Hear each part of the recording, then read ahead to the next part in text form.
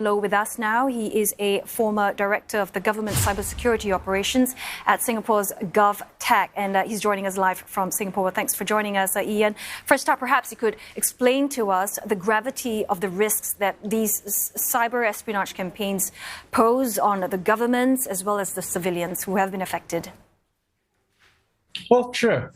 Well, thanks for having me. Well, let's talk a little bit about the espionage, right? There are various kinds of espionage that we talked about, either for national security, for military advantage, for trade and economics, or technology theft. So in this case, I think the accusations were about the government agencies, about the democratic process and stuff. So it's a bit vague. But in a sense, it's about information gathering. It's about information, I would say, stealing, the lack of a better term. But in a sense, this is not new. It's just a new medium, right? So, well, if you look back in history, espionage has been going on since the early days, right? I mean, the ancient Egyptians had a security service. Now, in the recent years, obviously, with more things electronic, there is a greater emphasis and a greater look at cyber espionage or hacking or spying through digital means. And this actually just gives more visibility and makes it a little bit easier, where they don't have to be on the ground. They can do it remotely, in a sense. So the scale of it is probably much larger than before. But I don't think this is something out of the ordinary. I think this is going on. I mean, in this case, we do see accusations against China, but the US have their CIAs and the NSAs, the UK have their GCHQ, the Australia have their ASIS.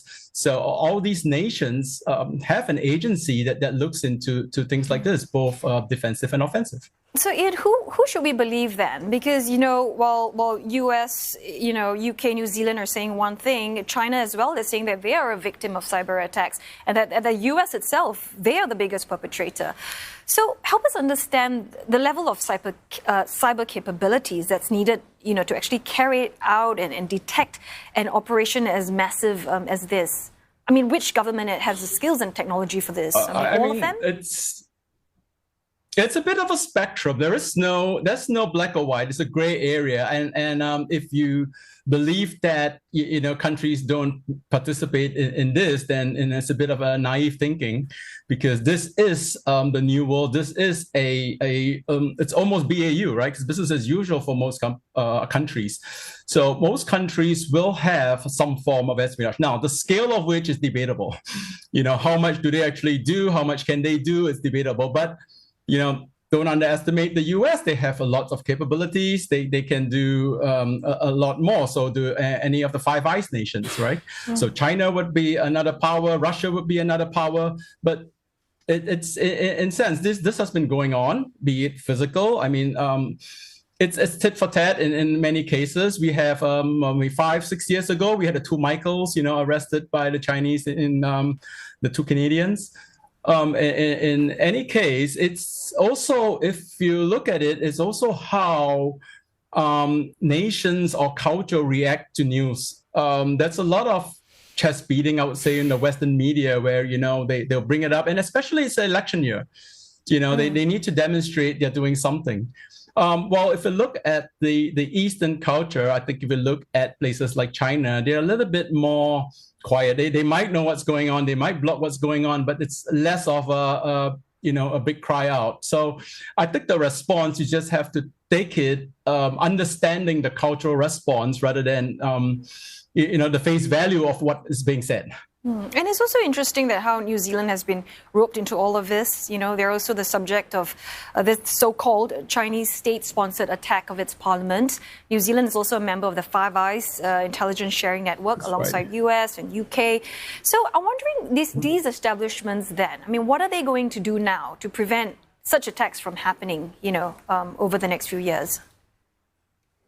I think there's going to be a lot of emphasis and beefing up of cyber capabilities in terms of defense and offense. But in most cases, this is an evolving space, right? It's a little bit like cat and mouse. As you develop, defensive capabilities, the attacker will up their offensive capability. So it's about refreshing and keep looking back at the cyber hygiene. I think every country needs to do that, and every country is doing that.